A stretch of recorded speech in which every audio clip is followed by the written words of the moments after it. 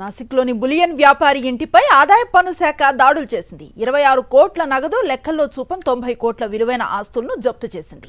నాసిక్, నాగ్పూర్, జల్గావ్ అధికారులు దాడులు నిర్వహించారు.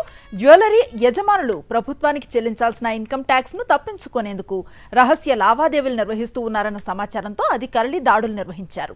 సురానా జ్యువెలరీ షాప్ తో పాటు యజమాని ఇంట్లోనూ అధికారులు తనిఖీలు చేశారు. దాదాపు 30 గంటల పాటు కొనసాగిన సోదాల్లో భారీ మొత్తంలో లెక్కల్లో చూపని నగదును గుర్తించారు. అటు వ్యాపారికి సంబంధించిన ప్రైవేట్ లాకర్లు, బ్యాంక్ లాకర్లను కూడా తనిఖీ చేశారు. ఇక మన్మాడ్, నంద్గావ్లో ఉన్న సురానా జ్యువెలరీ యజమాని కుటుంబ సభ్యుల ఇళ్లలోనూ అధికారులు సోదాలు చేశారు. అయితే ఈ నెల 23న ఐటీ రైట్స్ ను ప్రారంభించిన ఐటీ అధికారులకు ముందు డబ్బులేవీ దొరకలేదు. సురానా జ్యువెలర్స్ యజమాని బంధువుకు చెందిన బంగ్లాలో కూడా ఎలాంటి నగదు పట్టుబడలేదు.